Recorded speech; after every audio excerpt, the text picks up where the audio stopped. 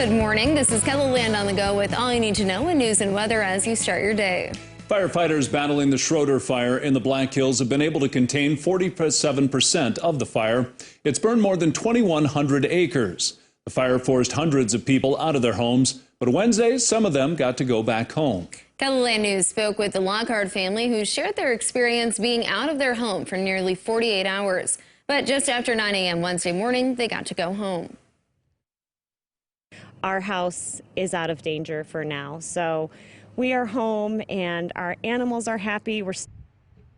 There was nothing harmed inside or outside of the Lockhart's home, and their cat that was missing returned home Wednesday night. Firefighters are also still working on the 244 fire burning in the Mount Rushmore National Memorial.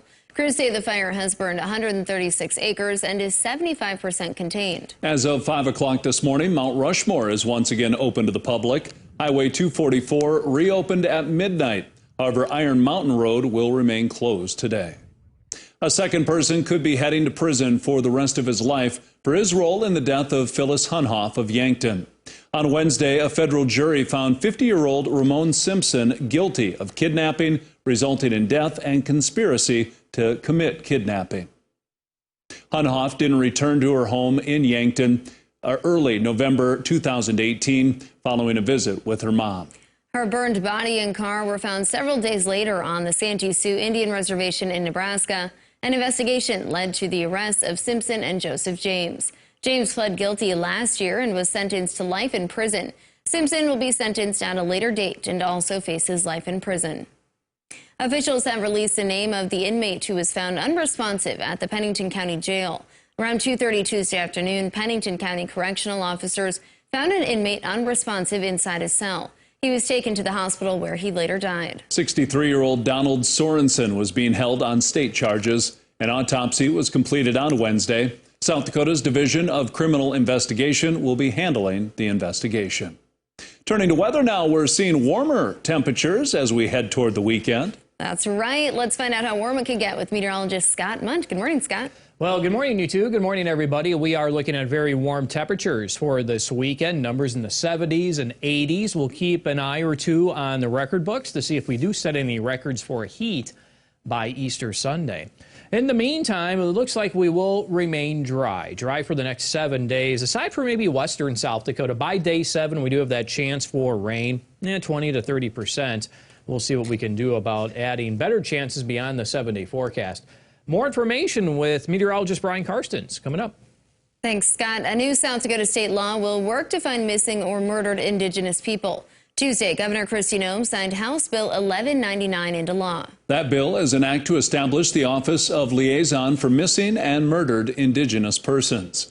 The office would allow for all jurisdictions to work together in locating those people. We can't predict whether or not it's going to produce the results that I think we hope for, but if it doesn't, we can always continue to see, how an expanding office would look like. According to the South Dakota Missing Persons Clearinghouse on the Attorney General's website, 62 of the 91 missing people in South Dakota are Indigenous. Feeding South Dakota has a big donation of eggs to deliver to people just in time for Easter. For a 5th year, Dakota Layers teamed up with the SDSU men's and women's basketball teams for the donation. The egg farm donated a carton of eggs for each of the 382 free throws made in Frost Arena this season. Dakota Layers decided to add to that number, bringing the total donation to 540 cartons. The reality is that they're providing eggs to us year-round in much larger quantities sometimes, and so we'll be forever grateful to this family. Feeding South Dakota will deliver the eggs to people through mobile distributions. Get ready, it's going to be a busy year for road construction in Sioux Falls. On Wednesday, the city announced its plans to rebuild several roads and intersections within the city. They include Marion Road from 41st Street to 57th Street and reconstructing 2 key intersections on Minnesota Avenue, one at Russell Street and another at 33rd Street. The city says drivers will start noticing some of the work this coming Monday. Maybe look for alternate routes or plan a little extra time on your commutes every day. For a look at the complete list of road projects the city has planned for this year, log on to this story at KELOLAND.com. And let's look at some of our top stories. Now let's get one last look at your weather with meteorologist Brian Karstens. Brian? All right, weather today. Be careful there with that fire danger, very high. Red flag warnings are back for Aberdeen, Watertown, also Pierre and Rapid City. So fire danger obviously goes up when we've got warmer temperatures, low humidity, and higher wind gusts. And all of those factors are on the table today. Hour by hour, here's our forecast projection for the afternoon. We're looking at widespread 60-degree weather at 4 p.m. and a few spots close to 70. The east, though, Sioux Falls probably closer to 51 or 52 late in the day. The overnight temperatures, they fall, but not as much. We'll wake up to 30-degree weather, pretty common. Watertown to Huron, and that wind will be a factor behind that. And tomorrow, look at this.